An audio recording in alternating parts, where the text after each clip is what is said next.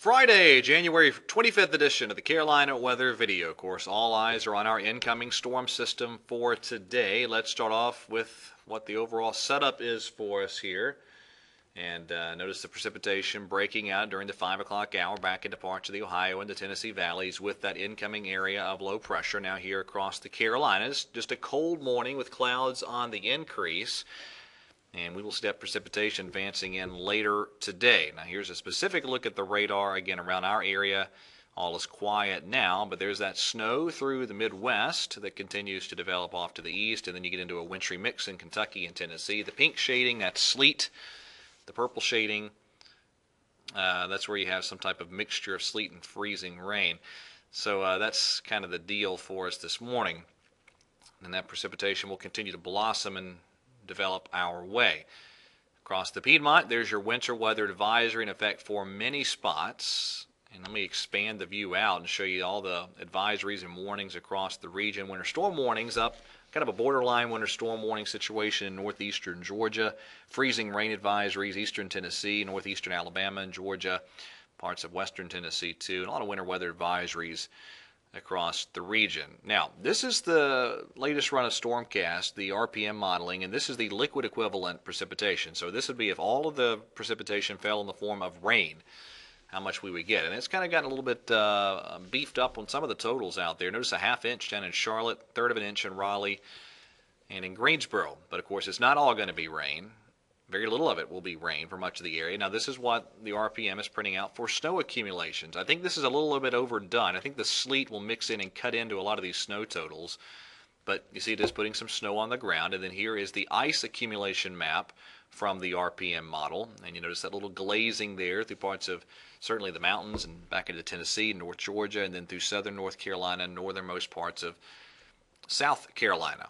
And that's a glazing in the order of maybe 1/10 of an inch or so. Now, this is what I'm talking about, general ideas in terms of accumulations. Really tricky forecast due to the various types of precipitation. This is not a heavy precip event. Let me stress this. But where it stays snow the longest up toward the Virginia border, 1 inch to maybe 2 or 3 at most inches of snow up that way. For a lot of the triad viewing area, we're looking at a dusting to maybe 1 inch or so of snow and sleet. Maybe that mountain shadow effect in the westernmost Piedmont of the foothills that may keep things more toward the dusting at most territory back that way. And then you get into more of a sleet and freezing rain mixture there across the southern parts of North Carolina, where you could get up to 1 inch, I should say 1/10 of an inch rather, of accumulation of ice, in addition to some light accumulations of sleet and maybe a bit of snow initially. So that's how things are looking. Now, it's cold this morning, very cold. Temperatures in the 20s and teens. Dew point temperatures are in the single digits out there. So you're going to see a lot of stuff on the radar that simply is not making it to the ground for a while before the atmosphere moistens up enough to support precipitation. So again, let me kind of step you through the RPM modeling. This is what it looks like at about 11 o'clock this morning. And then we go out to, let's see, that'll be about 2:30.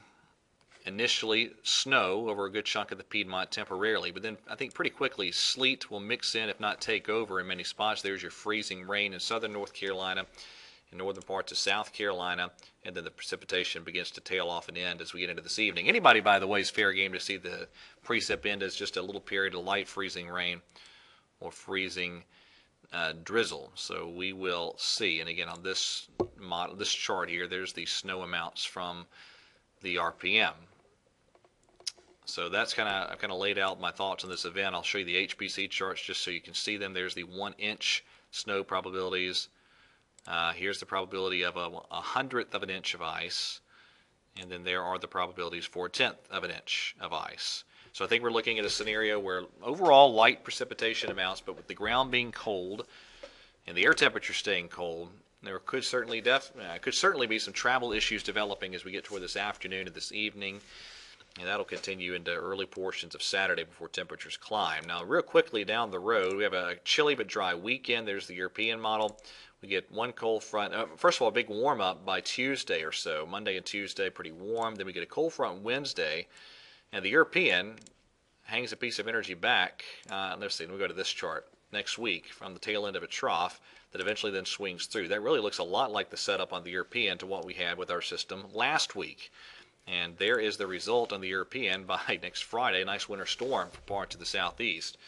GFS doesn't leave that piece behind, kind of brings it through in one trough earlier in the week, so that'll be something to keep an eye on as next week unfolds. All right, that's it for today. Thanks for watching. Have a wonderful day. Stay safe, and God bless.